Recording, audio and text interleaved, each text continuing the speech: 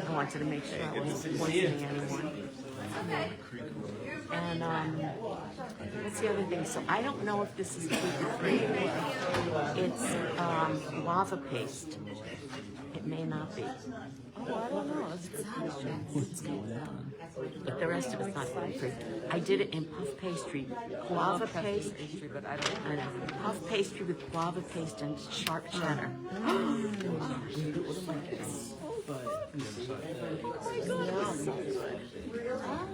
Yes, we do.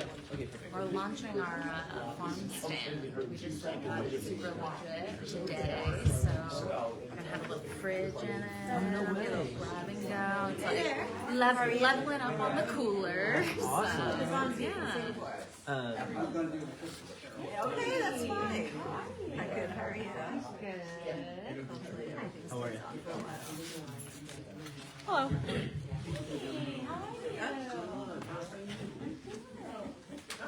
Nice to see you. Huh? Who is that? They own House Farm. Is that a farm you can drive into and buy stuff? She just said they just got the farm stand set up. So yeah, they've got eggs, greens like lettuce. Oh, nice. And her husband. On Dark Hollow? Yes. Oh, okay. It's organic or? It is all organic. Yeah. It's fantastic. I've had their eggs and their honey and it's great. Oh, okay. I'll have to check it out. Because we stopped buying from Slacks because the stuff is very expensive. I'm right across from the Slack Farms on Forest Grove. Oh, okay.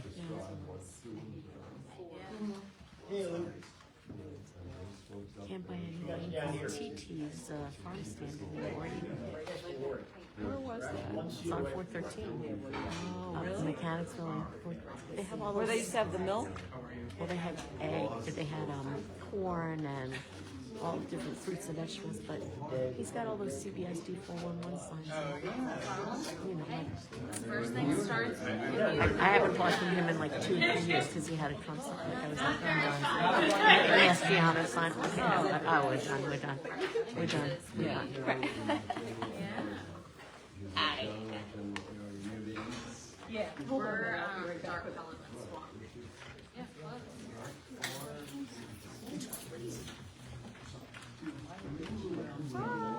Hey, sweetie pie. Hi, Phil. How you doing? Mike. Good. See you. You got my phone message about that guy Jim over by Frolics? Last week at Sarah's breakfast, this guy brought up the whole Frolic farm consideration. And I said to him, can you talk to me? This is something I'm very. I said, look, I don't know if you're down there, Republican or Independent. I read about This it. guy, I still have your words in my car. I said, this guy might be running for supervisor. And I don't care what you say, if it's a one-party system, it's not going to work out. Put a Democrat in office, he's been Republican for like 20-some years. So he said he was going to contact you. His name is Jim. He lives down there. I think if you go to that neighborhood, that's right there, it's like, it might be gold to pick up. All right? Thank you. Yeah, I'm trying. I literally have to stack things in my. Environmental Advisory Council. Correct. That's it. That's just you. Well, a little more. It's a volunteer committee. How does that go? They Phyllis, you would be so proud of me. a friend of mine was independent. I convinced him to go Democratic. I love him. Because I want him to vote in the primary. I said, Anthony, I don't care if you switch me, but can you go? He said, okay. So he sent me a little picture of it yesterday that he did it. Like the birdie. And I'm loud. I said, so you can vote in the primary. Why don't you vote in the primary? If you want to go back to being a Democrat, you can. He sent me a little thing.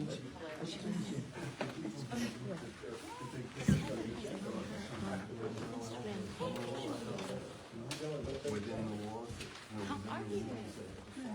I'm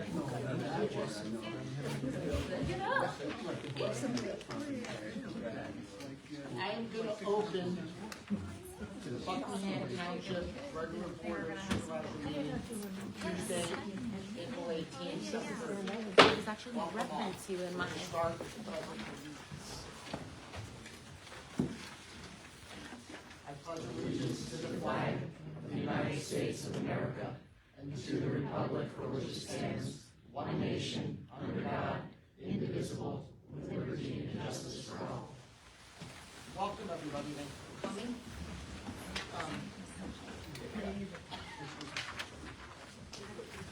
Okay, so we had an exec session beforehand, Dana.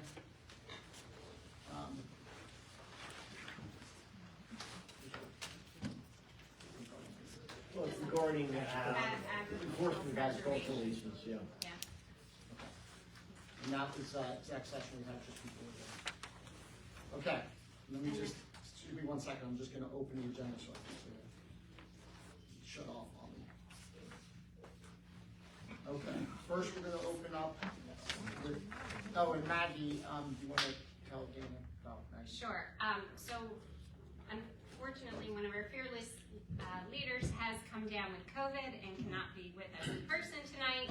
So she's on my iPad. So just bear with us. But you know, Maggie definitely wanted to still participate in tonight's meeting. So we're hoping this works. So.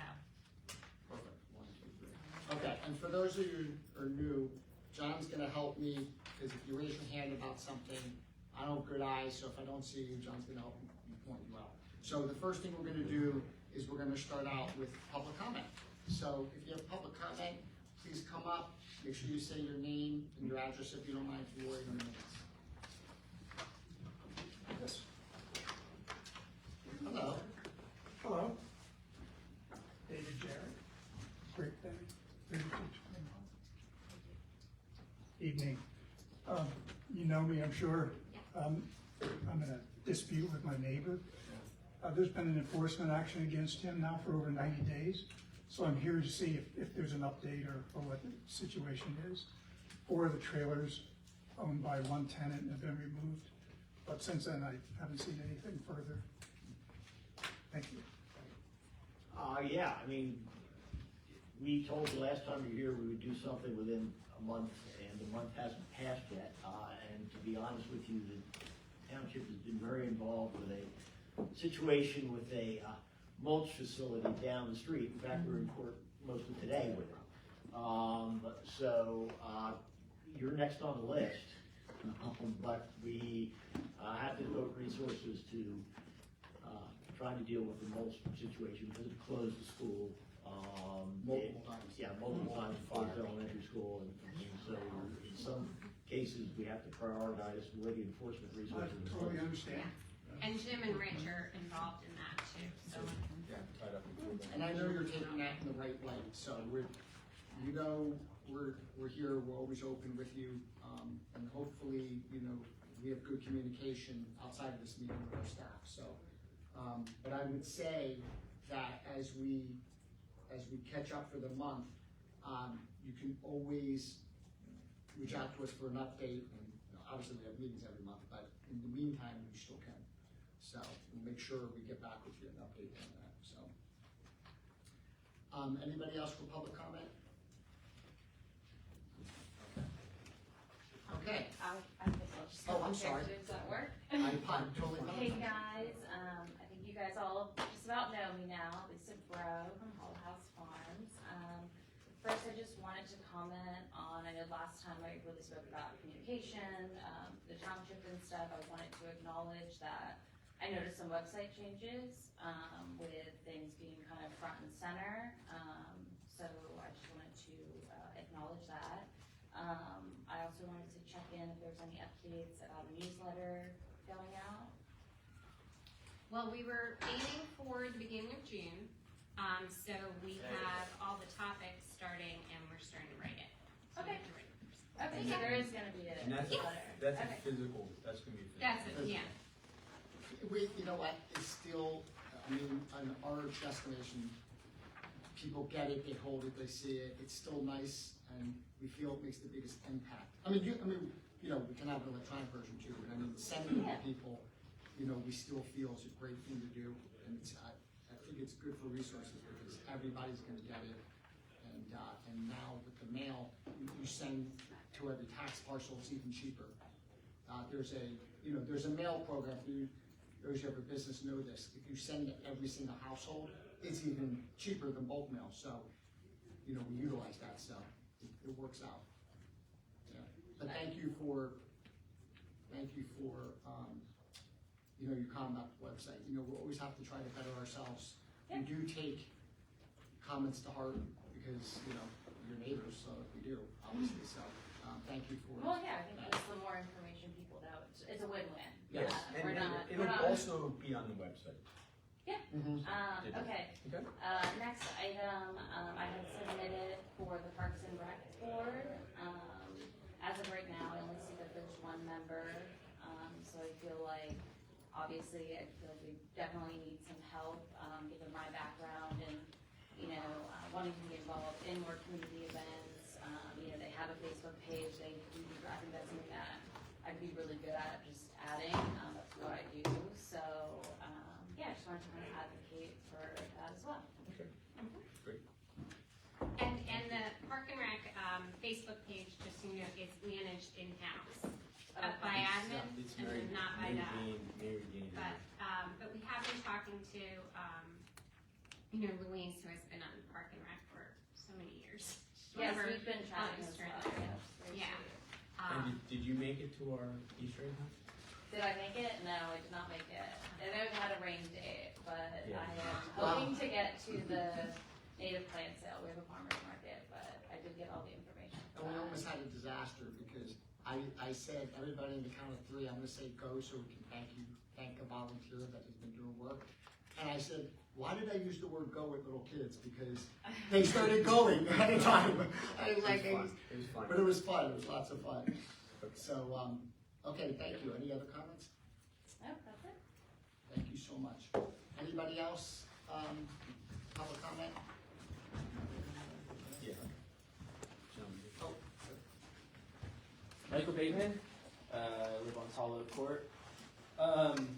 Recently, the Bucks County Herald just released a story that said that Bucks County has received almost $11 million in grant money from the state. Many neighboring townships received significant amounts of grant money, but Buckingham didn't receive any. Plumstead received $345,000. Newtown Township and Borough combined for about $730,000. Percy received almost $100,000. Sulbury $464,000.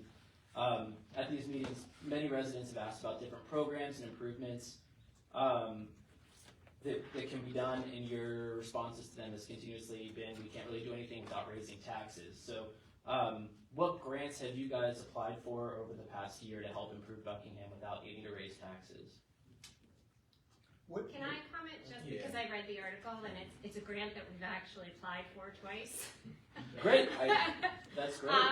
So you're talking about the multimodal and the DCD ones, and Dan helped me apply for that. So we have applied for that grant twice in the last couple of years to do all these trails around a PennDOT roundabout project that's going into 263 and 202. We haven't, obviously you read the article, we have not been successful yet in our grant application. In talking to PennDOT, I think a lot of it is that they're not ready to do the roundabout yet, and so we were a little early with that. That's what we plan on going in again and applying for the multimodal, but when they're ready to do that, so we're thinking like the 2024. So honestly, I don't want to apply for a smaller grant in that grant cycle of a multimodal because I want to go for the large grant, the one that we're trying to get, which would put trails all from our new park expansion all the way up 413, all the way, we have a crosswalk down 202 and all around the roundabout. So that's that grant that you're talking about. I think the one that we got most recently is the police department. 124,000. So we did get 120, 121. 121 Yeah, or 124 or 600. something. And that was when? Last month. Okay. And that's for our new software system. Police departments use Alert. Right. Alert is no longer going to be supported. So our police department, we did receive a grant that's going to allow us to do that. That's our most recent one.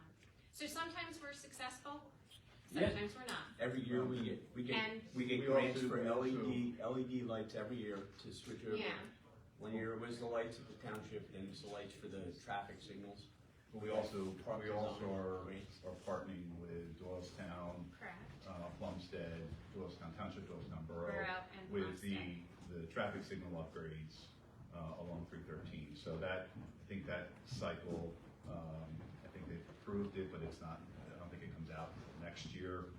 And then also we have. And Doylestown Town, it will actually be Yeah, under Doylestown Township, they're but the one it's that filed it. So, you know, we do have, we did get grant, we were including that grant funding, and then Doylestown Township also received an hourly grant for the upgrade to our signal that we share with them at Swamp and 313, or Swamp and Easton Road. So we did get funding for that, but it's again under Doylestown Township because of their, they were the ones that filed the application. yeah. Maggie? We also got a grant for 2 electric charging stations that are in our parking lot and available. to Oh, yeah, we anybody did that too. that charges electric car. And we had a PICO grant for the new trail that Oh, that's we right. just finished up. I don't know, I'm just kind And of, we've had grants for the police cameras, the license plate, I mean, License we plate get readers. license plate Yeah. readers. There's 2 of them. We get multiple Yeah. grants, and Dan's right, some of the grants are partners, so our name isn't headliner on them, but, you know, but that's because, you know, we don't do it to get credit, you know, we do it because it's the right thing. So when we partner with another community, and they're the headliner, as long as it benefits the community. And I have a couple of other people that weren't able to be here that asked me to ask a couple of quick questions. One was from Jen, and she was wondering, it's been 3 months since posting any minutes from these meetings. The last 3 meetings have no minutes posted. And she's wondering why it takes so long to post the minutes and making it difficult for her to understand what's going on at these meetings. well, I can say last month's meetings or meeting minutes that are on the agenda tonight would not be posted because they wouldn't be posted until after that. And I did hear something about the minutes, and we used to post them before they were signed. When we moved to the new website, we staff-wise just started posting them after they were signed, which does delay them. So we're happy to get them up without signatures. Yeah, that's no problem. They need to be approved before they're up. That's what I was. No. Approved, but not Without signed. signatures. Okay. We would not, so they have to be approved though. So you always have you would not have March's minutes Right. up until after the April meeting. Right. And that's There's any The January and February organization. minutes that still aren't posted yet either. Well, and that's what I said. I know we were doing it for signatures, but you have a valid point, and we're happy to go back to just Posting doing them, it, yep. posting them without the signatures. They're not valid, of course, until they actually have the signatures, but that's fine. Yeah, but Right. for informational Yeah. purposes, there's nothing. We can always replace them Once Yeah. they're signed. once they're signed. And then Tish, she reached out to me and was wondering. Do you have addresses or names? Because I have Tish. I don't have her. I We're don't have trying her to put address. this in the minutes. I'm sorry. We're trying to put this in the minutes. I can tell you her name is Tish. She's reached out to me. You don't know a last name or an Or an address? address. I don't. Okay. I mean, They'll just all be under his name. that's fine. Tish's question. She was wondering, and this is actually really interesting with Maggie on Zoom, but why aren't the meetings recorded and why isn't public information updated in a timely manner? So we talked about the minutes. She said she also has a concern over the mobile home planted at 313 in York. and the abandoned gas station at 313 is not secure. The door has been busted open a few times. I don't know if that necessarily falls into your purview, but she was curious. No, that's The old getting safe. Okay, there's like three. Yeah, there's three All right. questions there. That's I part of think the most problem. important Okay. was, Okay. how come the meetings aren't being recorded and accessible to folks from home?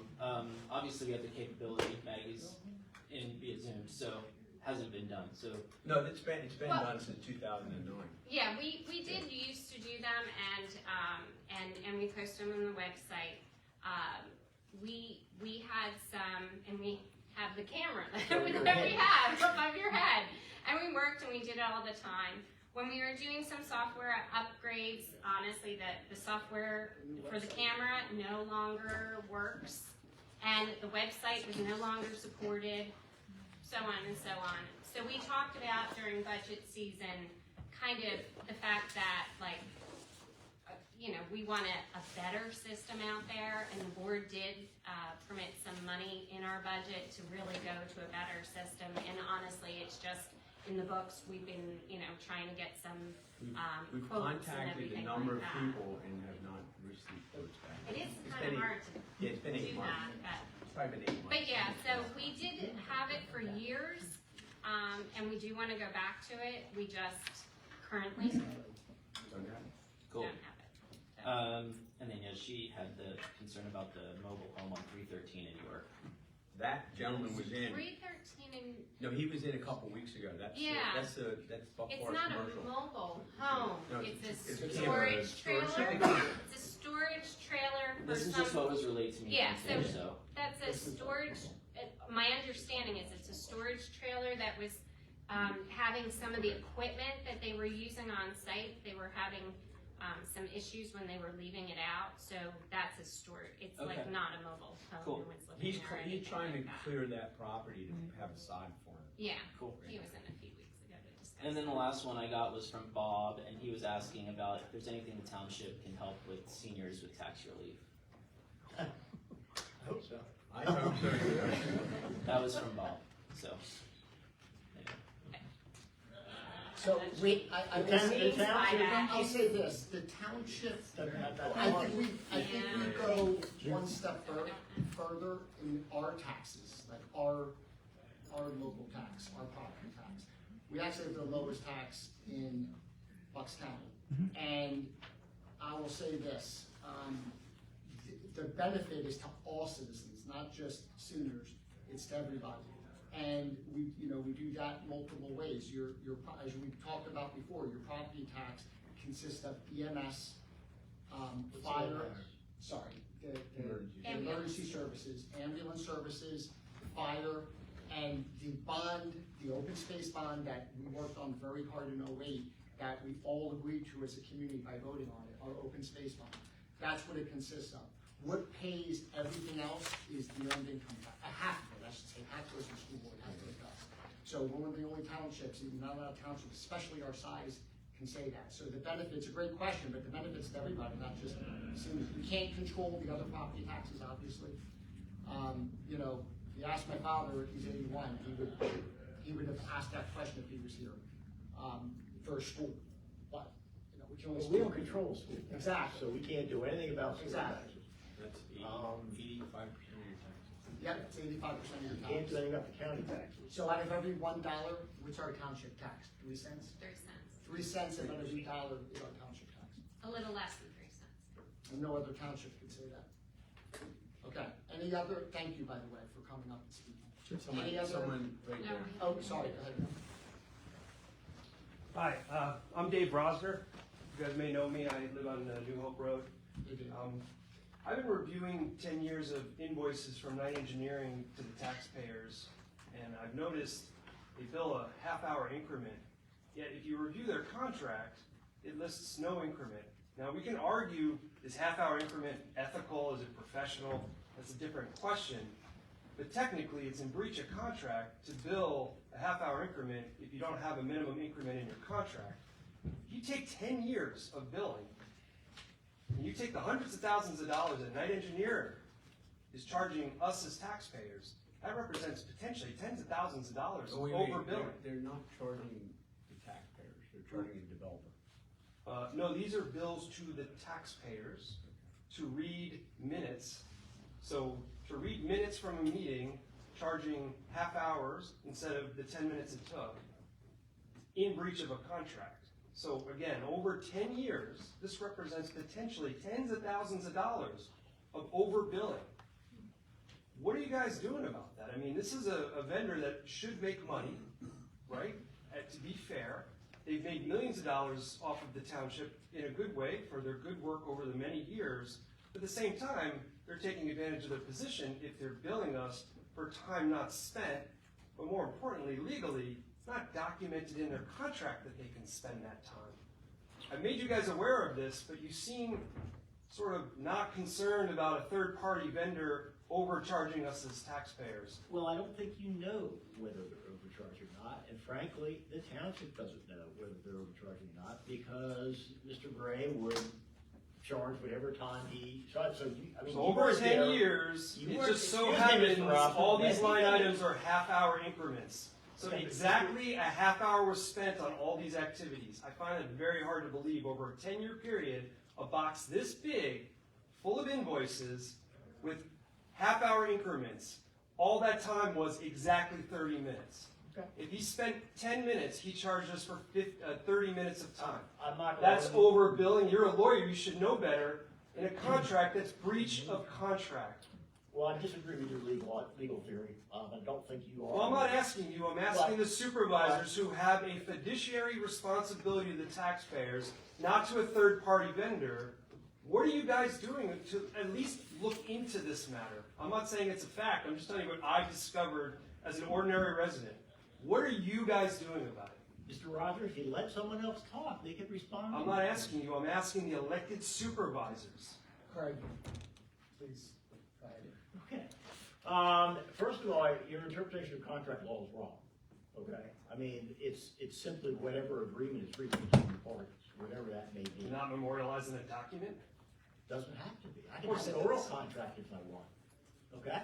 I mean, that's enforceable. In the real world, you don't have to allow that. A vendor that makes hundreds of thousands of dollars. I'm trying to explain it to you, Mr. Rosner, and if you want to interrupt me, I'll just sit here and be quiet, and you can talk for as long as you want. Is that what you want to do? Okay. So, your interpretation of the law is wrong. He doesn't have to put in a contract that there's a minimum bill or not a minimum bill. You know, what you're trying to talk about, I think, is custom. It's not something that's contractual. And I certainly wasn't there, and I don't think you were there to know how much time he spent on anything. So, you know, there's no way to prove or disprove what you're alleging. So I would agree some of those line items, certainly up to or near 30 minutes was spent.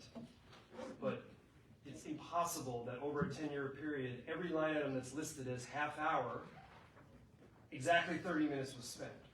Now, we can argue the legal contract, but it doesn't matter. You run a business here. If you had a vendor who makes hundreds of thousands of dollars off you every year, you can negotiate these things. You can go back to them and say, hey, you know what? We found this discrepancy. This doesn't make sense to us. Why don't you just address it and fix it and we can all move on, regardless of what the contract says. So forget about the legal for a minute. It's just a basic business question for the supervisors. A vendor is taking advantage of us for 10 years. What are we going to do to go back and say, hey, this wasn't right. Let's come up with a number that makes sense to address it.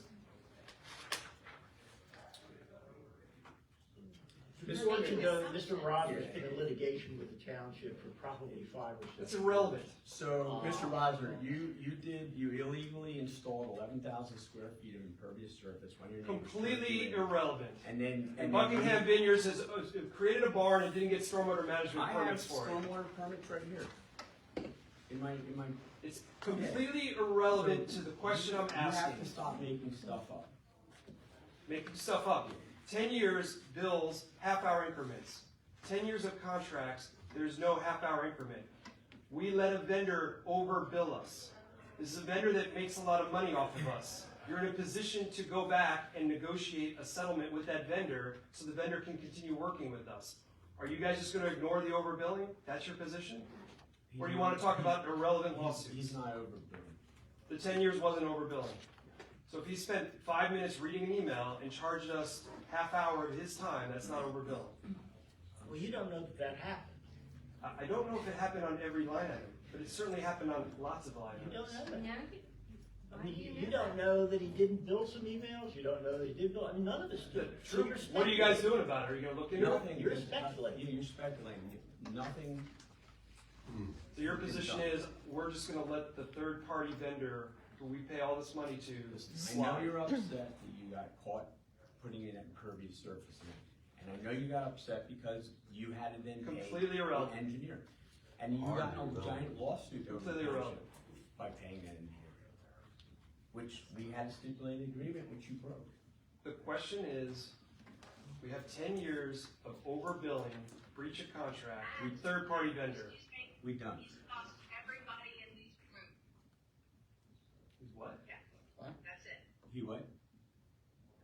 I think Maggie said that Mr. Rosner has cost He said he's cost everybody. all of the Because taxpayers. every time we have to go to court and litigate, every time we have to go to court for what you're doing, and that's taxpayers' money. So you're saying he's spending taxpayer money, but you're spending taxpayer money by throwing frivolous lawsuits and so forth. So, I mean. When you come to the township and ask for everything in the whole township that has the word forest on it, and you got Forest Grove, Church, you got all that stuff, that was great. It's an open records request. But you cost the township That's completely $30,000 or irrelevant. $40,000. Third-party And you think vendor you're overcharging for 10 years. Your position is, you're a resident, you had a litigation, you cost us money on something else, so we're gonna ignore the third-party vendor overcharging us for 10 years. He's not That's your over- position? He's not overcharging us. Thank you, sir. You're just He's not. making You're it just. up out of thin Yeah. air. Thank you. The board should be aware that we have filed a contempt petition against Mr. Robin. Yeah. I suspect what you're hearing. Completely irrelevant. Your position is, we would rather not go after a vendor. No. We'd rather not go after a vendor. That's your position. You broke another agreement, Mr. Rosner. That's why you're back and forth with the township. Okay, any other public comment? I don't see you, I'm sorry. Anybody else? No. On that note, we'll do board comments. Maggie, do you have any board comments or announcements? Maggie, do you have anything? Yeah, yes, I apologize. No, it's all good. Okay. Okay, John? No, thank you. Excuse me, it might be a good idea to like raise the volume, so they, It is You're gonna do this the high section. Yeah. that's the highest. Move it closer to the mic then. It is. Okay, I'm gonna let John, Stereo. We're trying. I'm gonna let John do the It's a announcement. spiker. Okay, April 26th, 2023 Board of Supervisors work session and regular business meeting have been canceled. Yard pickup, free leaf bags are available until April 21st, 2023 at the township office during regular weekday hours, And we're one of the only townships that does that. 7:30 to 4 o'clock. Leaf bags. Cleanup weekend will be April 22nd and April 23rd at the maintenance garage at 4991 Upper Mountain Road. No hazardous materials, that's for the county recycling. Paper shredding is offered Saturday morning, and compost is available if you bring your own covered container and shovel. National Prescription Drug Take Back Day will be Saturday, April 22nd, 2023, from 10 a.m. to 2 p.m. The Buckingham locations include the Midway Fire Company up by District Court, 3879 Durham Road, and right out front here at the in our administrative building on the front porch. Pollinator and butterfly garden sale. Order a prepaid designed garden of cedric plants native to Bucks County. Email at buckinghamnativeplants@gmail.com to order. Pickup May 13th from 9 to 12 at the Hansel Park Pavilion. And single-use plastic survey will be on our website for a link to the online survey. And the General primary will be May 16th, 2022. Thanks, John. Two things, in the police station lobby, we have a locked, it's locked, but you can deposit old prescriptions in it. It's always there, it's protected, so by all means, even if you don't make the drug take back day, we always have that in the police station. And I use that myself. Oh, we have someone raising their hand. Oh, I'm sorry. You also have that at the courthouse. As soon as you walk into the new courthouse, just to the left, you can drop stuff there Great, too. yep, that's awesome, yeah. So we've, And most of the police departments now have a drug code. Yeah. It's locked. so, Okay, you're gonna go through. yep, okay. Next, 3A. Make a motion, we approve payment request number 15 to GS Developers for work completed in the Cold Springs wastewater system upgrades, general contract BT 21-04 in the amount of $12,600. Do I have a second? Second. Any questions or comments? And like we say every meeting when something like this comes up, this is not taxpayer money. This is money from people like myself that use either water or sewer. It's for customers that these bills are paid with. Okay. All in favor? Aye. Aye. 3B. You say? Maggie's not. Well, you got two. Yes, she's. Oh, shit, okay.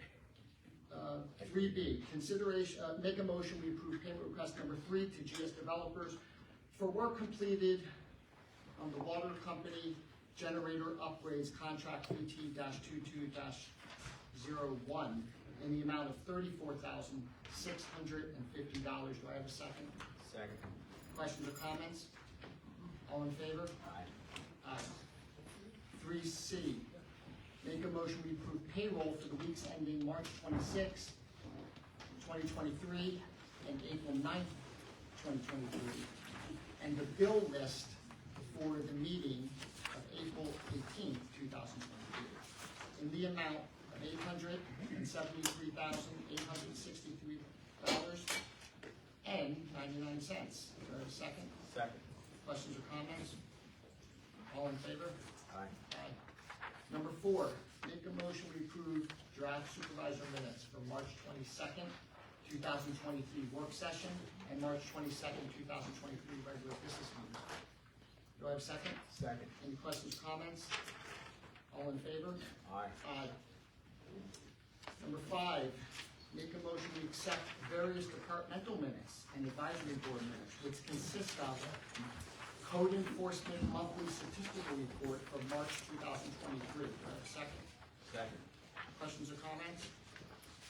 All in favor? Aye. Aye. And number 6. Wait, is it McCabe? Yeah, it's a McCabe. We're on. Blitzer?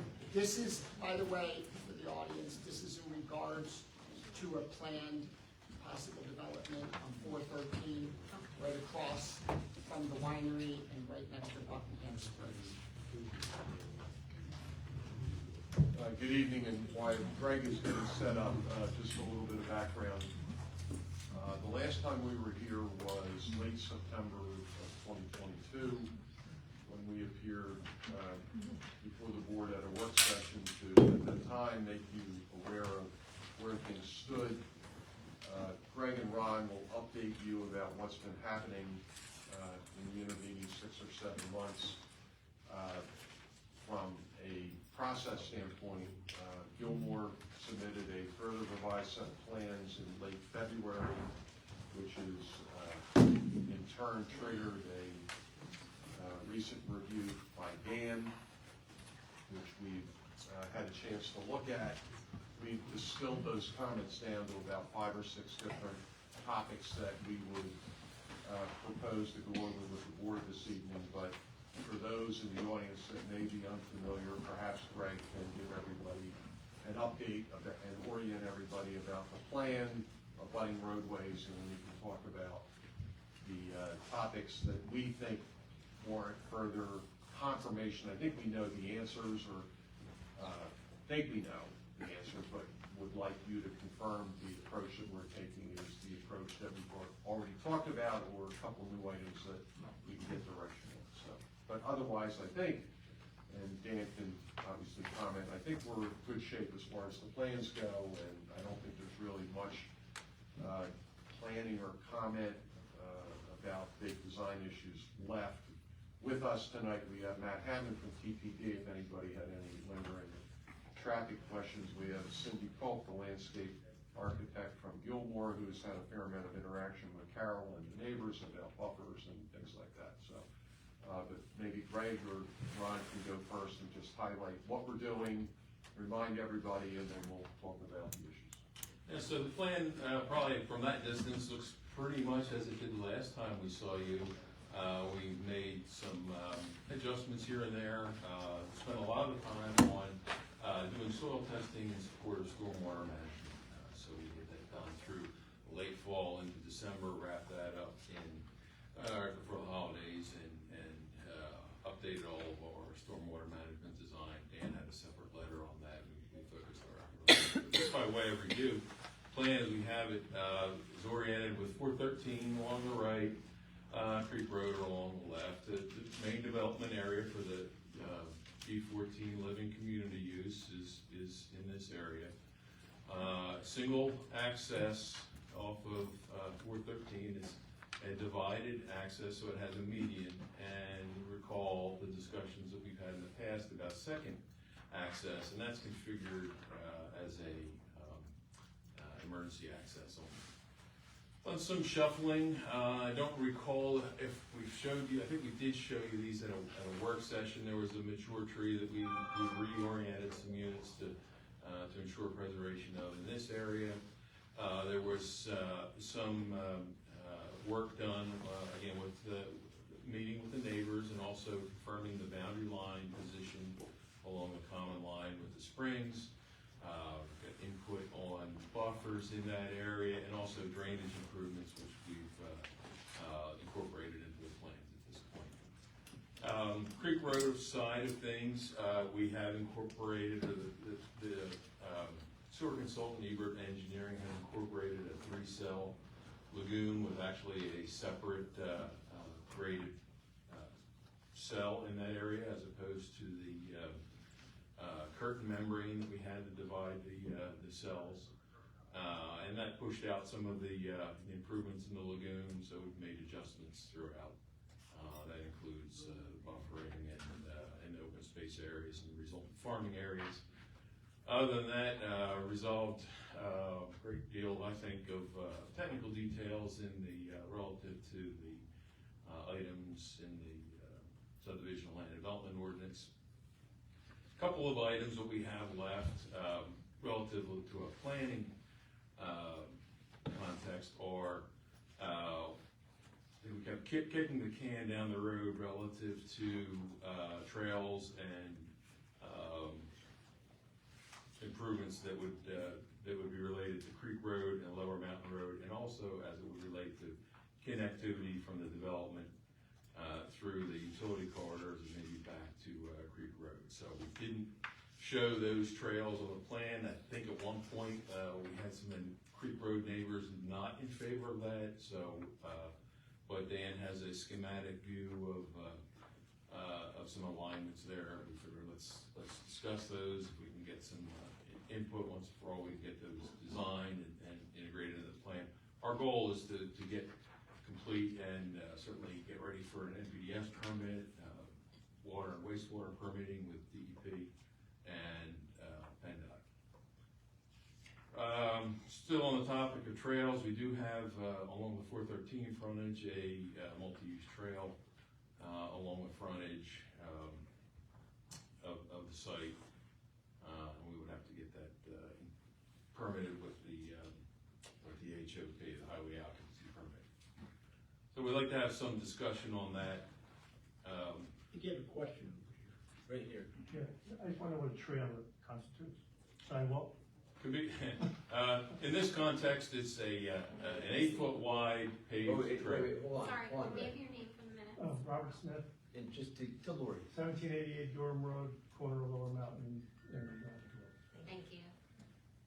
Okay, so So I answer, in this context, an 8-foot wide, multi-use trails paved, bituminous pavement is what we've been talking about. Well, let's set the question up for the board and the neighbors to respond. Presently, is that the only length of trail that is shown on the plan? Yes, Okay. other than internal sidewalks. Right, but Dan is, in his most recent review, and you just alluded to it, provided a schematic for, I think you said, somewhere in and around 5,000 linear feet of additional 8-foot wide paved trail that would go where? So highlight for everybody. Yeah, so that would be along the frontage of Creek Road, along the frontage of Lower Mountain Road.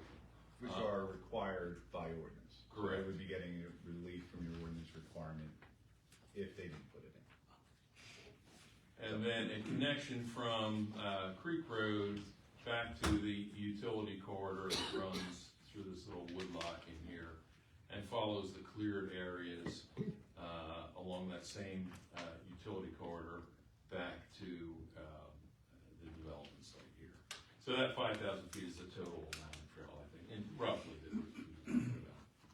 And our question is, does the board and or the Creek Road, Lower Mountain Road neighbors prefer to have that type of trail along Creek and Lower Mountain Roads? My recollection was we had broached that topic months ago, and I thought, maybe not, I thought the Creek Road, at least Creek Road, Lower Mountain folks did not prefer that, but I'd like to find out if what the direction your board wants to go or the neighbors so that we can pin that down.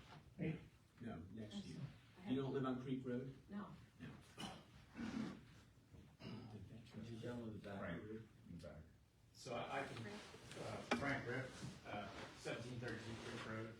I can comment for the entire length of Creek Road from Lower Mountain, because we own all of that between myself and family members and neighbors there, that we don't want any pathway there. I mean, it's a backcountry road. It doesn't need a 8-foot wide paved area to create more impervious and just to create, it's just taking away from what the look is already. Yeah. So I think we did speak about that, so. I kind of agree. So, right in the front. I'm back. Thanks, Frank. What's the purpose of a paved, I mean, if there was any trail, I mean, I prefer to see a trail that looks like a federal park trail with, with markers and Chips. and wood, no pavement, Yeah. Right. Well, I mean, it depends where it's at. On Cold Spring River Road, it's used continuously all day long. Lots of kids. Because they're going. And it's paved. It's paved. paved. Yeah. They're going to school. Yeah, I would It's agree. paved. I mean, I don't know. It would be nice to have a trail Maybe. around the actual neighborhood. I don't know if it has to go all the way to Creek Road, just to keep people off 413. Right. And I don't know if people are gonna walk back there. And I'll just explain my rationale is that obviously there's been a lot of comments through this plan review that there is traffic on Creek Road and that people don't want, more traffic, and if there is an issue with traffic, then, getting kids and that are riding their bikes, off the road is what the bike path requirement is for. So it's sort of that balance of if there is an issue with traffic speeding and using the road as a cut through, then maybe we want to remove people that shouldn't be on the road walking and put them into an improved trail. I'm supportive of doing a wood trail or some sort of delineated mow path if you want something less Like there are lots of people intrusive. walking down. But and again, it's a changing community. Obviously, these houses as well as the other issue or the other concern, which is why I suggested the cross through from the development out to Creek Road is you do have people. There are no restrictions on the ages of the residents in the development. If those residents want to use Creek Road, which I think a lot of people tend to like to walk, they would have to walk out on the 413 up to Lower Mountain, and then down into that portion of the township. So, I think the primary purpose was to get some sort of connectivity from the development, to Creek Road to, kind of just overall improve, maneuverability through the area. But the Creek Road and Upper Mountain Road, roadway requirement is your ordinance requirement, but then, as we see in all the other communities, we try to put the trails in, and then as new developments come along, we connect them. So, Which we're very friendly to, but I think I think like this is gonna require some brain power, because even though it's a trail, it's kind of, right, so bring up some great points. I'm sorry, what was your name again? Frank, but the trail's gonna Yeah, end at the end, towards the end of Buckingham Springs and go nowhere else, so. Yeah, and Then I you have a hear, hard corner. Well, or if it ended at Creek Road but didn't go along Creek Road. right, Well, what the township has done before is, not have the trail being built now, but take an easement or take something so that if there is further communities in the future, the trail is available to you. You don't have to condemn it, you don't have to, have it purchased or. right. Terry. And Terry. oh, sorry, go ahead. Richard Jacoma, and I was 1927 Lower Mountain Road, the other side of 413. I have a question about the main entrance and exit from the development. It doesn't look, from what I see there, that there's going to be any like widening of 413 or any traffic control at the entrance and exit. Is that the case? Matt will answer that. Good evening, Matt. Hi. So actually, it's tough to see because the plan is so large and at a large scale, but at the main access point, we are proposing to widen 413 to provide. Yeah, well, they like the green back. Yeah, I can see that. Oh, there you go. So we are proposing to widen 413 to provide a dedicated left turn lane into the driveway. Okay. As well as when you're coming down, a dedicated deceleration taper for anyone entering, making a right turn in. So they'll be widening along that frontage in that area. But there are no plans for a light there or anything like that? There are not. Because people drive like crazy on 413. Mm-hmm. Will the light go in after the first traffic death or the first accident? No, so the traffic signal will not be warranted, will not meet the requirements in order to install a traffic light at that intersection, so that will not permit a traffic signal to be installed. Now, Terry. Terry. Terry Maloney, 1681 Durham Road. I just have a question on that paved walkway or trail along 413. It stops at one end and stops at the other end? Is that my understanding? Yep. Who's gonna use it? And where's it gonna go? Trail to nowhere. And again, the point is, we like similar to Coltrane Premier Road, we get the sections that we can when we get the other developments or other areas that get developed, we make them do their required improvements, and then the township can fill in the pieces between. So, I know Coltrane, I use Cold Spring because I walk the dogs up there, and that's a long walk, goes into development. But this seems like it stops there. There wasn't any development along Cold Spring. I'm sure you remember that, so we try to get the pieces now, the biggest pieces we can get, so that, there is, people will use that path. There's a path along Mechanicsville Road that is only in front of, it goes from Union Spring Road to Lace Leaf, and people use that trail all the time, even though there's only probably 10 or 15 houses that actually can get to it. So we build them when we can, and then connect them, when we get other developments and communities around. There could be land developments that we connect to. Or we've also held money in escrow. And held money in escrow. Like along the funeral home, right by the Wawa up here. That was all held in escrow until everybody redeveloped along there and then the trail. I mean, I would feel more comfortable if the trail went back to Creek Road, not necessarily along Creek Road or along Lower Mountain Road, but just to it. Yeah. And I think Dan's schematic that he had, you can do that, we'll put an opening through the buffer and pick a spot where the grade comes down, and I think you've already done that, really. It's kind of, I think there's even a sort of a farm access in that area. And there's also a fire. What are they gonna do when they get down there? They're gonna walk on Creek Road. Is that? Well, that was my point in the back, More even stupid though, than putting a trail. even though I'm with you, no one wants an 8-foot on a backcountry road.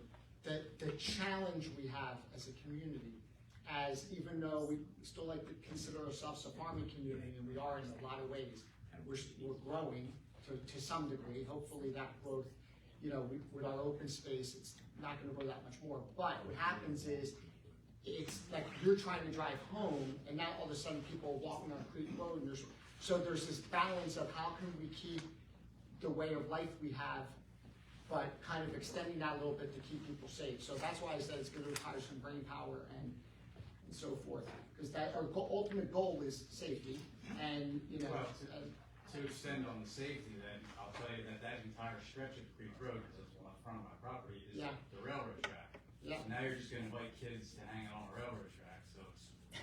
And I'm not saying I'm for the plan, I'm just giving a bigger picture of the things we have to think about as a community. Yeah. Frank, is the railroad, is that still New Hope Ivy Land, is it? Yes. No, I mean, they run maintenance a lot of times, but, you know, they're there. What about something, like, you know, a narrower one, where it does keep, say, kids or something off of walking on Creek Road, but it's not such a large path for the community? Well, historically, you've done, in older communities, 5 feet. I think portions of the Cold Spring Community Road trail is 5 feet wide. You know, you could do something a little less. And if it's gonna stay as a farm field, they just walk in the grass. So Yeah, I don't think it has to go along Creek Road. I think it could dead end at Creek Road. I mean, we also have that emergency exit coming out of the springs right there. So it could dead end right at the emergency exit that we have next to the, Down at Sassafras. yeah, right there. Sassafras, And again, I think and it's part of- it's chained off, but Yeah. right down there. But I do think some of the people from the Springs do walk down to Creek Road and use that as a trail. So again, that was the concept of kind of maybe creating a loop between the spring, the new development, Creek Road, and then back in. Well, they could go down, they could go right down to Sassafras and come back up through. Correct, right. Yeah. So, am I hearing no path along Creek and Lower Mountain Road, but you want the interconnection to the development, to Creek Road, and try to end it close to. I like Craig's idea, like John's thing, like keeping the right of way just in case or the future. Yeah, we can do that. That's easy. Yeah, we can stick an easement on or something, we can describe it. That's on Creek Road or Lower Mountain. I want Greg to highlight where I thought John just said. There's an emergency entrance. So, yeah, the emergency entrance is like an extension of Sassafras Court that hooks in right at the curve. Right. Where we were talking before about coming out to Creek Road was in this area, but we could run it down along the buffer And then where does it go internally? It would go, we were trying to put it in the utility corridor, so we don't mess up any of these farming fields. But we could go right to here and over and up. Yeah, right there. How much walking time is that? That is probably. Is it half a mile, quarter mile? Yeah, it's probably 2,000 feet, that length of it. So half a mile. Yeah, a little less. And now Is that going to affect the farming field? Yeah, what we did. No.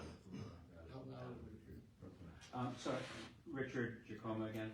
I have a question about those, the lagoons. What is the actual? Can I just ask a question at a request? Can we just stick on the trail topic for a bit? So, Greg, We'll come back. what if you just go along that red line right there? Right, straight. That's property And then- line, Yep. We'll come along these woods, it's an existing wood line there, pop down into the clearing that we're gonna create for the utility corridor. And then back up. Yep. So. Is everybody okay with that? I'm happy with I'm that. happy with it. Frank, how do you feel about that? And then Carol did have a comment. Hold on, hold on. It would cut into the emergency exit from the springs then. Yeah, That's where they. it's already there. Yeah. So they're very close. Okay. Okay, that's a great question. I was actually gonna comment on this, so indulge me for 30 seconds, just for people in the audience. If you're in the audience and you're not aware of this, when you look at the lagoon, you're like, what is this for? I would say Buckingham probably has the most environmentally friendly, sophisticated water system, I would say, in the state. And sewer, not water system, right, sewer. So normally, what happens is, in our systems in Buckingham, when you use water, right, whether it be the sink or the bathroom or so forth, it goes into these lagoons where it stays roughly 215 days. It becomes gray water, the sediment sinks, eventually we dredge it over time. And what happens is the spray field, which you'll see, I mean, I can't see with my eyes, but I think it's on the top, yeah, right there. And it sprays up and it goes back in the ground. And that's how we deal with our sewers. It really is the most environmentally friendly in the state. It's actually incredible. And you'll see them all around the township. Obviously, if you have your own, water and sewer system, that's different. But most of the stuff the township does is this. So it's a very exciting thing that has been happening in Buckingham. And quite frankly, past supervisors and so forth, they, it's a carried down thing that we're very proud of from past and present, and we want to keep it that way. And it's fantastic for the environment. We're very proud of it. So that's what you're looking at when you see lagoons and spray fields. And just to add, the 41 units that are in this development are handled by this system. In contrast, the 640 some units in the springs are treated by a package treatment, or a treatment plant, and it's a stream discharge. So basically, the treatment that we're doing, or McKee is doing as part of this development, is a more environmentally sensitive way of handling that amount of, the limited amount of sewage, and putting it back on the ground, as you said, to seep it back into the ground. So rather than. Yeah, I was going to ask about Buckingham Springs, and that goes into the creek. That's the stream discharge. Yeah. And that was built long time ago. Yeah, Right. 1988-ish. 88 was the development plan. I just have a question and just clarification for me. Does this, moving this access road down to the bottom of where we just talked, that The trail. keeps, is that the access road as well? Did we just talk about moving the access road? No. Not yet. Okay. So I'm just the- concerned about the existing trees and if we put an access road through there, what's gonna happen to them? And this is not an access In road. Springs, there's an emergency access down Right, in right, that okay. area. Yeah, which exists. Which already exists. Did we move the road? It's not a road, it'll be a Okay, the walking trail through the trees there in the middle, did we move that to the bottom? Yes. Yes, that is what I think we. Or we're talking about, right? We haven't. Right, that's what we're doing. Right, and we would not go into the trees. Actually, some of these are new buffer plantings. This is existing. Actually, I was talking about the trees above, that you talked about, that We existing. took it out of there. We'll take it out of there. Okay. There's, And Carol did have a. I just had a comment that, along 413 there, where we have an abrupt end to the pathway at either end, I think there is the potential headed up around the bend there, because we do have some fairly large caliper trees, now that they've revised the tree inventory, that are showing basically where the path is shown on the plan. So I think there is the potential to maybe come off the road, come down through the woods, which would be part of a nice walkway up through there, maybe tie into what I think is the well access road, if I'm not mistaken. Okay. And maybe loop back, so you would have a continuous loop, really, that you could go and not come to a dead end. I think the only issue is you have floodplain and Think we could get through that? wetlands over there that you probably wouldn't be able to Okay. So that brings us to the second comment that we have. Okay, hold on. There's a, there's a woman right behind. Hi, Stephanie Weiser, 3806 Amberton Way. I was just wondering if you could repeat what the surface of the trail or the path is gonna be. Is it impermeable? Is it permeable, or is it going to be like it is on, because I live right next to Cold Spring. You know, we have. Unless somebody tells us otherwise, it's gonna be 8 foot wide paved from the location we just talked about 10 minutes ago. Yeah, I don't think it has to be 8 feet wide. I think that can You guys tell us. And why does it have to be paved? You were saying it had to be paved because of people riding bikes and it's safer? Can it be permeable or semi-permeable surface? We can certainly look at other options. Are you looking for like a porous pavement system? Yeah, like the way some people have their driveways, so that, Not because somebody paved. mentioned earlier that, or I think the gentleman over there, that how much paving do we really wanna do in that area, that very natural area, and also the risk of runoff and so forth, but just having a more permeable surface than a concrete path. Well, That was just a question. again, it would be a blacktop surface, and we could work through the details on that if And we're narrow it interested in, Yeah. you know, a porous paving. I would note that porous paving is historically not as durable as a standard paving section, and there is an additional maintenance where you need to vacuum. But that's also, it usually goes to some kind of a stormwater underneath. Correct. And again, it would offset the benefit would be to have additional stormwater. I'm not suggesting it's a bad idea, I'm just suggesting that that's a cost analysis that the developer will have to have internally to determine whether or not it makes sense to do this work. Okay. Or to provide stormwater separate from the. Could you clarify that for me? So when you do porous pavement, you don't have to do separate stormwater management.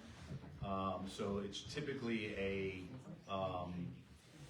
cost evaluation of whether it is cheaper to do a porous pavement section with the stormwater underneath the paving, or to do a separate stormwater basin, you know, regionally to collect the water. So your porous paving runs off the same amount as a standard paving. It just goes in the ground directly rather than running down the street to an inlet and then into a basin. So it's just a matter of handling stormwater. There's usually large pipes underneath, like when they did Buckingham Elementary, they dug it up, they put in 6-foot round pipes, they put in all kinds of stone, geotextile material, and then the water goes through and goes into those pipes where it evaporates. And our township planner has a comment. Yeah, I just wanted to point out that the 2019 Buckingham Township Trail and Bicycle Plan does outline a larger trail system with a bigger picture for connecting a trail on Lower Mountain Road to 413.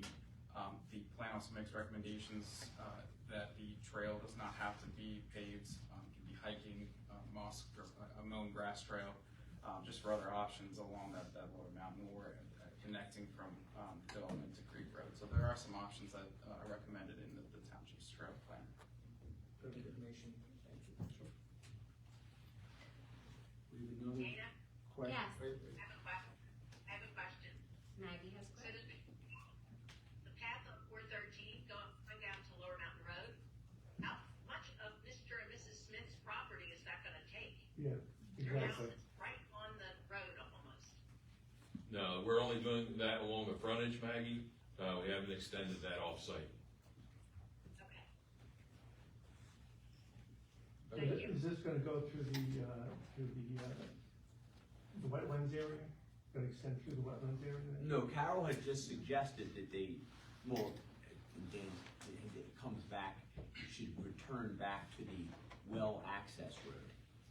But you're in the where it's growing, there's the wetlands area here. Yep.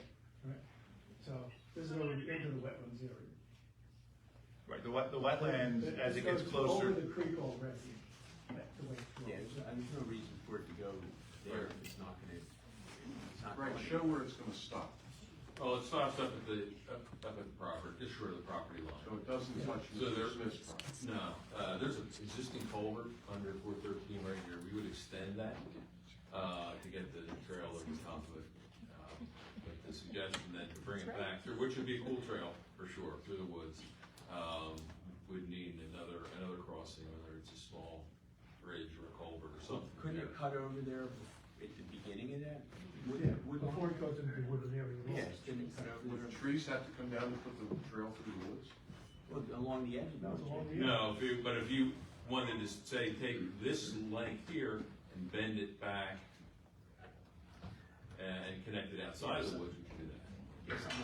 Just to have a loop. That sounds more sensible. Well, and it sounds more sensible, and I'll point out why it sounds more sensible to Mr. Murphy is one of the things that's required when you do bike paths along streets is you need to widen culverts. So there's a culvert extension required to get the path across that if we didn't go down now and have them do the work, it would be on the township or whoever was extending that section. So there is a Giving me way cost. too much credit for having thought of that. So, you know, there are benefits to extending it to the property boundary now, or at least putting one on the side for it, because there are improvements that would likely be more expensive if we delayed them to. I was just thinking about taking more trees down. Well, I think we can meander the path through the trees. With an asphalt pad? Done it before. Yeah, I think it should just connect internally at this point. I don't think, and then anyone, I don't think you're moving anytime soon. No, Yes, I don't wanna be, Yes. you're raising that question increasingly with your discussion. So I don't, Yeah, I I mean, I don't think know, it should go that's a woods now, Yeah, it's got a creek through it. It should go somewhere. Wonderful wildflowers and everything through it, you know, I don't know why anything needs to be paved at all in that area. Right. I would just comment that The we path want I bring out, pathways I bring through outside, woods and should not take any concrete trees down, bring it out on the, you know, by where they put the pump in the well. Yeah, if it went before the woods and it made a left, Yeah. and then went back, then it would be less intrusive. I prefer that. And Carol, what did you say, Carol? I'll just make the comment that we have done numerous paths throughout the township in wooded areas where we accommodate the existing trees. Yeah. That part of the woods, also, because I've been in it with Cindy several times when they were doing tree inventory, that woods is actually fairly open. There's a lot of down tree material. And if we could access that area below the wetland area and work our way through it, that might be a possible loop, is what I'm thinking. Yeah, again, this is what we're talking about. It's been an issue that. It would just be nice for the trail to go somewhere, and attaching it to the well access road would be great. And attaching the other one to the emergency exit from the back of Sassafras, Buckingham. I have a very basic question about water use. As you were doing your investigation, just to design this development, did you, or is part of that doing any inspection as to like what it's going to do to the water table? Yes, so there were a pumping test. There was two new wells drilled on the site. One would be used for production, one was a monitoring well. There was also monitoring of several wells around the site as well. So there's a hydrogeologic impact study that was done and reviewed and is in the process of addressing those comments. The reason I ask is that I know that a number of my neighbors have already had to redig their wells because the water table is going down. So. And it would seem that this is going to have a significant effect on that. So typically when we do, when developers come in with water studies, there'll be a full-blown study, engineering study. They'll do as Greg said, they'll do the pump tests. And through that process, if we find areas where we're concerned that there will be impacts, there are typically well protection easements that surround the community, that if you're adversely impacted by the development, that they will either extend water to you or address your well issues. So there are protections. Well, no, they'll extend the water system, the permanent water system to you, or they'll re-drill your well, or whatever. Again, different problems sometimes crop up when they do these water systems. So. But those tests have already been done. They've done the preliminary reports. They've been submitted and reviewed by my office, as well as the township has a separate water study consultant that had reviewed and provided comments. So we haven't gotten the revisions back yet, and that's one of the things that we still have open. But okay, so that's we will be working through that. That is still up in the air. Yeah, I think the preliminary testing has been done. They're fairly confident. I'm gonna say, I wanna see the reports cleaned up, but that's where we are. So they are in, they just have some things that need to be done. How far down Lower Mountain Road are you? How many houses? No Name Lane. Oh, you're No Name Lane. And we don't have a well, we get water in the spring. Wow. And the old farmhouse on the corner?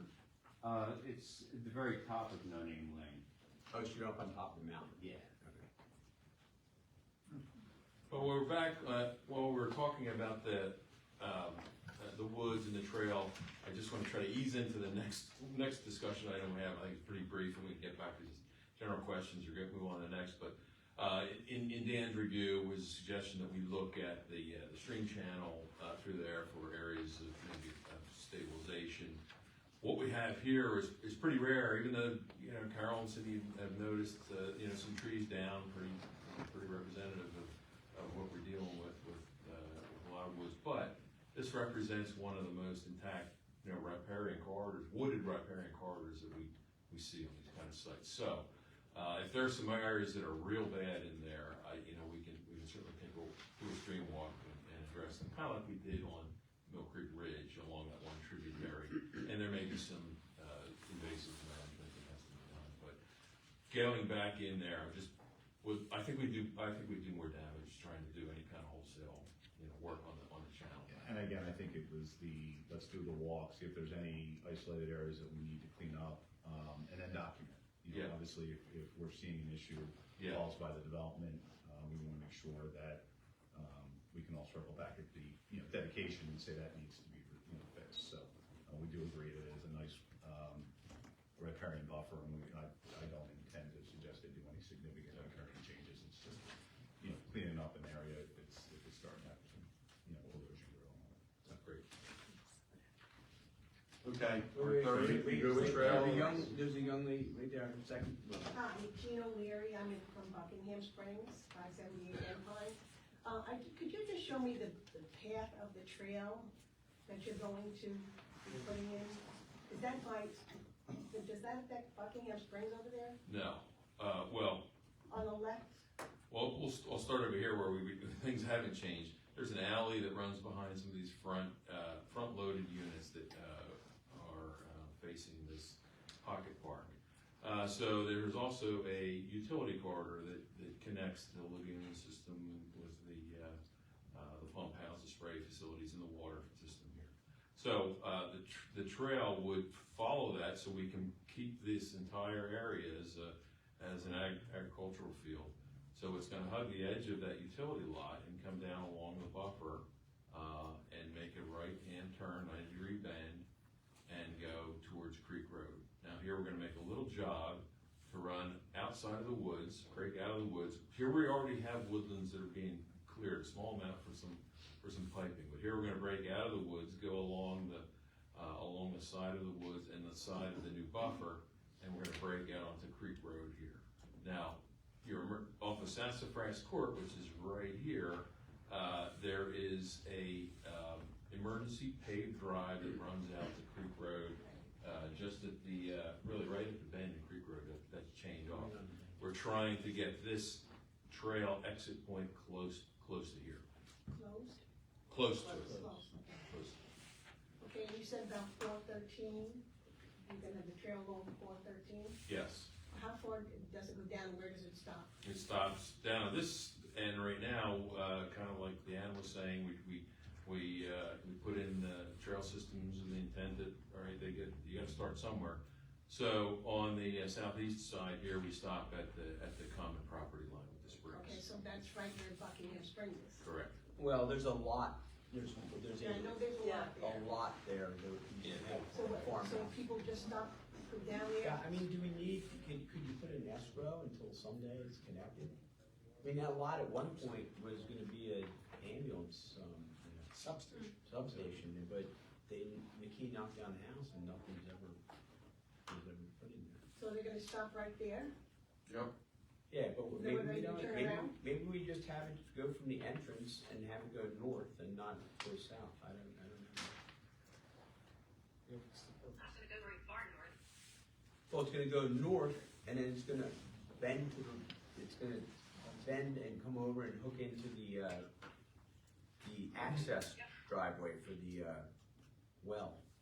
Yeah, it's like you go south and you're gonna stop. You're gonna stop here. So, and just for some reference, that existing, parcel that, you're just speaking of is about 208 feet wide. And then there is another parcel, that is another 160s and then another 21. So it's a total of, maybe 500 feet from the edge of the property to the entrance to, or the start of the improvements to Buckingham Springs. So there'll be about 500 or 600 feet that wouldn't be built. But you do have right of way, not in front of the old McKee house, but in front of the parcels that are part of the Buckingham Springs. You do have right of way that work could be done in that area that is not private lot area. Ultimate right of way that is set aside. Buckingham Springs. So you could ultimately connect it in front of, so you would just have to deal with the 200 feet in front of the old McKee farm. Is the old farmhouse gone? Or is it destroyed? I believe it's gone. No, so there was an old house. Greg, can you show in the very low? The ambulance used it for a while, right? No, that's the McKee, that's the Clark farmhouse. That stuff still is up here, that is still there. That's still there. That will be coming down. Right, this is. That's one that's still there now. That's there, that's where the ambulance was, but they were going to build an ambulance substation. Right here. Right there. Oh, I see. There was a house, a single-family house there that McKee knocked down. So the old house is gonna remain in this, No. it's gonna go? This one will go, this is already gone. Right, so it goes down 413 and stops there? It stops at the lot where the old house was. Okay, so we're gonna turn around and go back, is that it? That's right. That's what people do, yes. I know, but I'm just asking, they're not gonna be using. But it's just it separates the farm field from the drainage feature. So it'll be a grass line swale that collects the water and conveys it down through the existing channel that's behind. So no one will have access No. to go through it, that's. Really what we try to do is we put things in easements that you're not allowed to disturb. So the farm field is a very specific area and the drainage easement is another very specific area. So it's just a piece of paper line that no one really will see. So while we're on that, let's finish one of our 6 topics. We've already covered 3. But one other is that the treatment we're gonna propose along the common boundary line. So why don't Greg talk a little bit about that? I think that's something that Cindy and Carol walked as well with the neighbors, right? Right, so, I remember, back last summer, or spring, summer, we had staked the property line based on the boundary and showed that, it created some concern that something wasn't right. And in fact, it wasn't, so we redid that, kind of reestablished this boundary line, and redesigned the buffer plantings, and there were some folks, Cindy, I don't want to speak out of turn, but I think some folks wanted to continue to see the view of the farm field. Some folks wanted to make sure there was a heavy buffer. So we've got a 50-foot wide buffer along the Springs property line. Now, where that existing 25-foot easement exists, we didn't put 55 feet or 50 feet beyond that.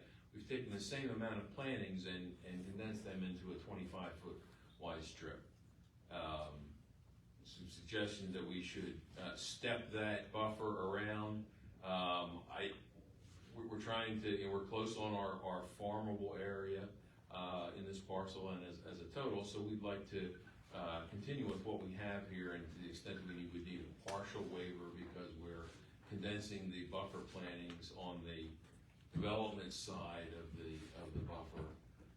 That's what the plans show, and that's what we'd like to pursue. And I've added it to a revised waiver list of So it's 50 foot along the entire length until it gets to that 25. Right. So there's an existing drainage easement on this property that was put in when the Springs was developed to capture, again, I think the Runoff. purpose was Yeah. all the farm field runoff, but it didn't go all the way to the front of the site. So, your ordinance currently requires 50 feet. In that section where they've already eased 25 feet to collect the water, they don't have enough farmland area, contiguous farmland area to make the 50-foot in that particular section. Because what we've done inside the buffer is developed this collection swale check dam, because there was concern that runoff was coming down into the back of the springs lot there, so we're trying to address as many issues as possible. Do you know who holds that easement? I asked that today, and I was, we're kind of just talking out loud, thinking out loud about, could we abandon that easement? Yes, if you're doubling, you're not gonna get no water in that easement if you have. No, and it property. never caught any water. So if we can maybe abandon the easement, would that solve the? I don't know that we can, Kevin, I don't know if we run title on that. That work. I think it might just be a plan item on Buckingham Springs. Yep, yep. Well, again, I haven't even thought about it until you raised it right now, so. Yeah.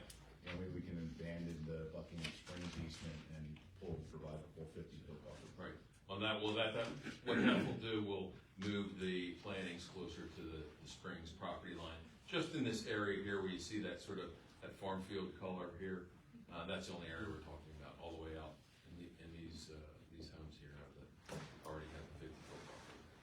I recall that ditch is, a ditch in the old day fashion of, deep cuts and probably eroded gullies and stuff, so. May not be most likely. And you would be able to speak to it, go ahead. I'm gonna be a troublemaker. No, I'm not. I'm really not. The farmland that's right there, is that gonna stay there? Yes. You're never gonna put like a little park? No. It's gonna stay farmland? Yeah. It has to? Yeah. Deed restricted for farming use only. There's a little park on the south end of the sketch. And they do have internal village green areas and other open space areas. Yes, by the way, who farms or who will farm? But ultimately be a leased area that the homeowners association would control who would farm. Right now, Rook farms. Rook from, Rook farms. Northampton.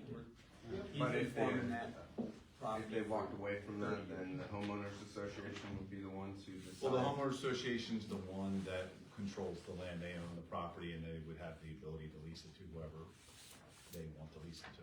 But to a farm, not. It's restricted to be farmed, yeah. Right. And we have them through a lot of our communities. Devonshire has farmland preserve. Windsor Square. So, there are a number of examples where that is being currently, instituted and people are actively farming those developed, or development farming preserve areas. That's how you get the density of what you have, you have to leave those. Correct, yes, it's part of your required open space, and we have minimum contiguous areas, so we're not creating small, 2-acre farms. We're trying to maintain as large of an area as possibly can. So when we're talking about buffer plantings on that property line, we did one of our items was just to revisit, along we've already talked about the trail, made some good progress there. It was 50-foot buffer yards along the farm fields, and I'm not so sure that they are doing the best job there. Personal preference, I'd like to see this open and maybe relocate buffers closer to the lagoon.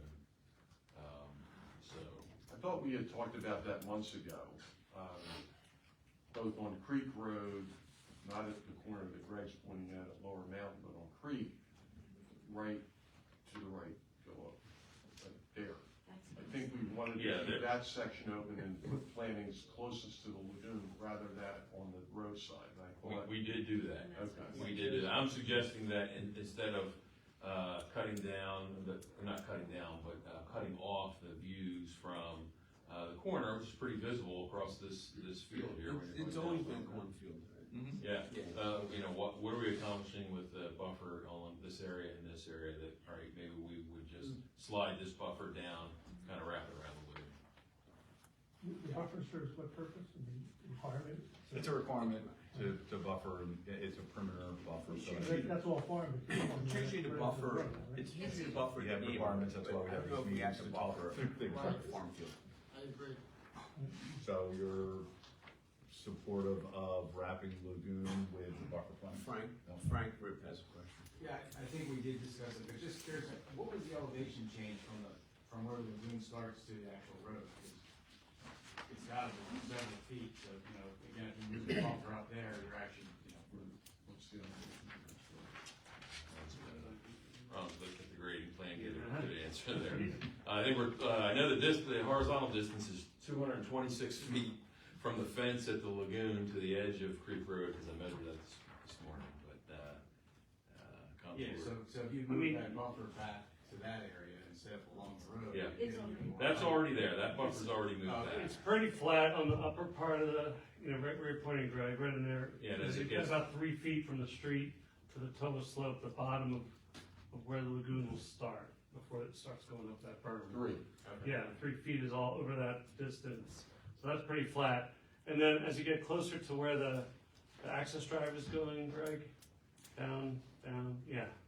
The grade kind of comes down. Yeah, because this is a low-lying area in here. Yeah.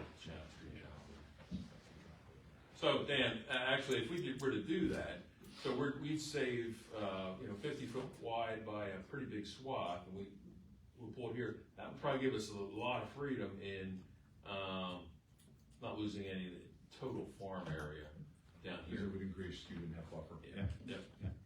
Yeah, I don't know if we need buffer around the farm field. I mean, we need buffer between the farm field and the house on the northern side there. And we need buffer on the southern corner between, Buckingham Springs. I would say along Creek Road and along Long Mountain Road, I don't know if we really need that. Yeah, so Yeah, I would agree. And if you look at the elevation difference from the intersection of Lower Mountain and Creek, that corner, to that, sort of the short side of the berm, the near side, that's 10 feet. So by pushing the berm, the buffer closer to the berm, it's more effective. That is a little bit more, a substantial grade change. What was your question back there?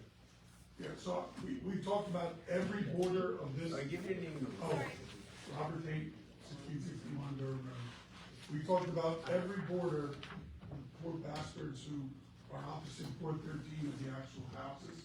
Number one, sir, we do not want a light. We do not want to look at a blinking light. We do not want the trucks to Jake brake there. We do not want them to gun it when they start. So never in a million years do the residents on the opposite side of 413 want a light there. The second thing is, I've heard about buffers and trees, and setback and everything else. What's happening in that little section between all the houses and 413? Is there a buffer like Buckingham Springs has? Yes. Is it just like that Buckingham Springs one, that 10 feet, 15 feet? No, it's 50 feet wide. No, it's all It's in an open space area here, and there are certain standards for the entrances to these communities that the township has. So we have a 50-foot heavily planted buffer in this area. Then it kind of arcs and it creates sort of like a little foreground area at the entrance in a semicircle. I'm sort of tracing that here right now, and more than welcome to take a copy of the plan. It then picks back up in a full 50-foot buffer along here. We're not talking about any revision to that. So between the two driveways, the real one and the emergency one, Yes. it says secondary park in there, I think on the Yes. side. So there's like a little grassy area or something? Yeah, it's a little open space area. And then there's a buffer like Buckingham Springs has, like a mound. Oh, yeah, okay. It's not just like that. It's a lot denser in plant material. And then is the path on the street side of that mound or on the inside of that mound? Street side. Street side. You have good eyes. I wish I could read that far. Oh, no. Lori sent me the plan. I was like, that's amazing. You have good eyes. And just to give you a little bit more of an actual condition, if you go up to Mechanicsville, the Fenton's Corner development has the same entrance, amenities, the same kind of development. So it's right before you get to Mechanicsville, between Church and Mechanicsville, there's a 413, but the buffer in those areas is very similar to here. Is that after you go through the dip on the left, Yes, as you come back up the hill. before you get to Stone House and stuff? Yes, yes. Thank you. Since we opened the question of the roads, 2 roads are required here? 2 exits are required? Because people have gotten killed on the corner, coming around that corner, when it comes south on 415. And having an entrance or an exit there too close to that corner increases the visual access you have there is not great. Isn't that only emergency? Right, that's what I was gonna say, the developer's traffic engineer is here, and I'm sure he would be happy to speak about it. But we did have that discussion where it is required to have 2 by the township's codes, through the discussion, through planning, and a little bit with the board during the sketch plan. I think it was felt that it'd be better to have a single entrance, and then have a secondary emergency access, which would be chained off and only available during. And that would be the one on the north The one closer to you would be an emergency access. So do you want the developer's engineer to describe it a little bit better, or? It's in case the one was in one Further, block. further south you go for an entrance. And that's what we all The have. safer, I think it is. Yeah.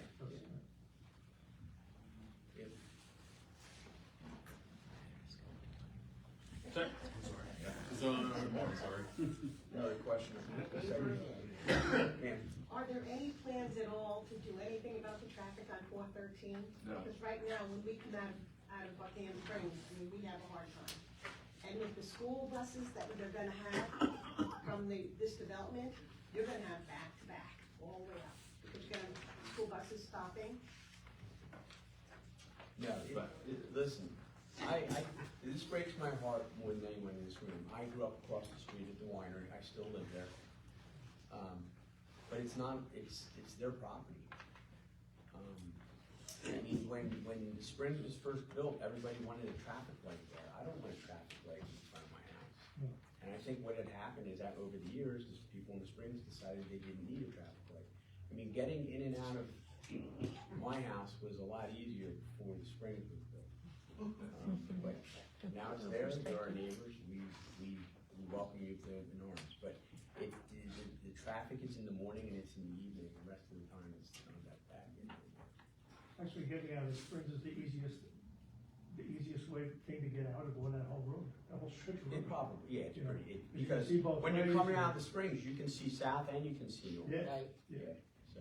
And just for comparison, the Springs has 646 units, this has 41. So it's a considerable difference in traffic volume that you will be seeing coming out. Granted, the Springs doesn't have the number of trips because it is an age-restricted community, but it is a significantly lower volume than you would see, from a development of this size. And it doesn't warrant any kind of signal requirements from PennDOT. So It is, but you're gonna have kids getting on school buses, in that development, right? So they're gonna be coming out, it's gonna be backed up all the way, because you still have that during the 15 miles per hour time period where you have. Well, it's not gonna be a school zone. The buses they'll either stop in front of the development or actually go into the development, drop the kids off and then leave. So it's only when the bus stops that the light that you have to obey. The traffic law will not pass the school bus, but Yeah, there's no 15-mile-an-hour restriction. I would think that the buses would go into that neighborhood. I don't think they would stop on 413. That would be ridiculous. And also remember, even though we have 110 miles, 120 miles of roads in the township that we control, this isn't one of them. So we can be advocates if we think something's good or safe, but ultimately it's PennDOT and, we can only do so much other than advocate. So. Yeah, I should say, I don't have any stock in traffic light companies. I'm just like concerned about the safety, Right. Safety issues. I brought the same thing up a couple meetings ago about the safety of the meeting, so. Now, you did say though that there's gonna be like slowdowns on, just controlling like slower traffic on 413? There's a right turn taper, meaning where if you want to make a right into the development, you can get out of the through lane. And there will be a left turn lane if you're heading north on 413 again, so you don't have, if you stop there, you're waiting to turn left, you're not getting rear-ended. And there'll be some additional road widening to accommodate all of it. Yeah. So it's not just gonna be a restriping, they will be widening along the development. Yes, I frontage. see. So- Buckingham, I could do Buckingham Springs. Yes, that has more of a decel lane, you don't have a decel lane, do you? No. So The lane, the road used to go straight, now you have to veer right and come back over. Right, so one of the changes that they made is they put all of the improvements on the development side. So all of the tapers to go from a 2-lane road to a 3-lane road, curve, is on their development side.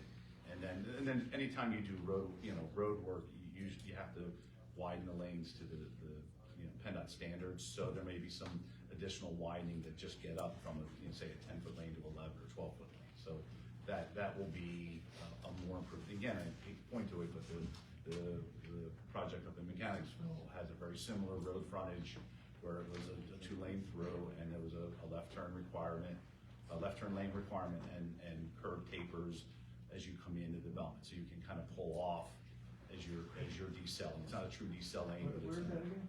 right at Mechanicsville and 413 beside Mechanicsville. Just south of Mechanicsville Road. Right where Pace Road kind of comes in on the higher side. Not by the post office. Yes, come back this way. South of the Yep, post just office. as south. There's a new development called Fenton's Corner. Oh, I know what it is. So that's gonna have the same, it's a little bit more condensed because they don't have as much road frontage, but that had the same left turn lane requirement. That was 74 units, so their volumes were a little bit higher, but it's essentially gonna be the same entrance improvement package up there that you're gonna have here, but you're doubling it because of the 2 entrances. And I want to mention that we did try to preserve this property. We reached out to McKee, but there was never any interest in that, so. If I could add just one thing as well, in terms of the widening, I believe it was mentioned that all the widening will occur on our frontage. Yeah. And actually by doing that, the reason we did that was to not impact any of the residences on the other side of 413.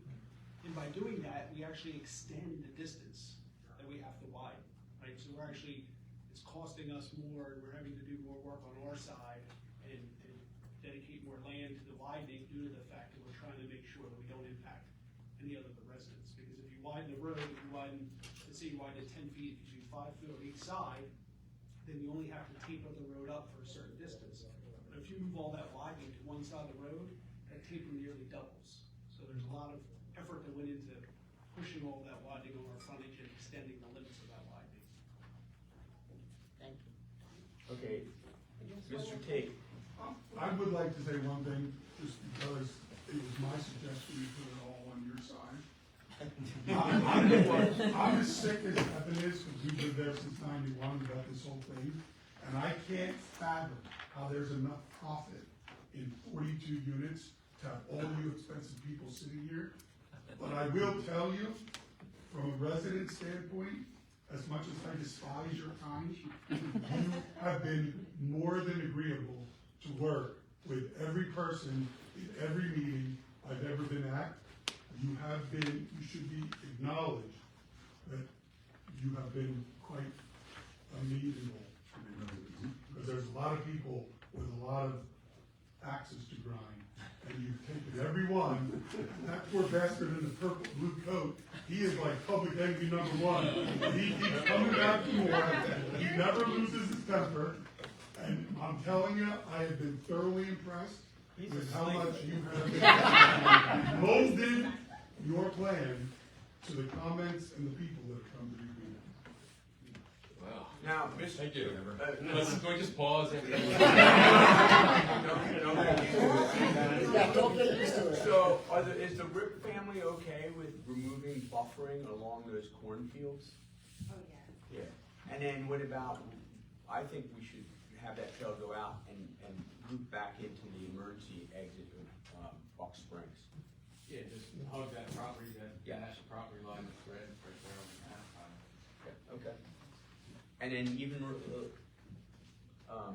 Greg, removing the buffering at the southern cornfield, or the southern field also? Along Creek. Along Creek yeah. Road, not along. Not here, not along Yeah. Spring. Yeah, Does that buffering take up some of the water, help? it takes up 50 feet of farmland.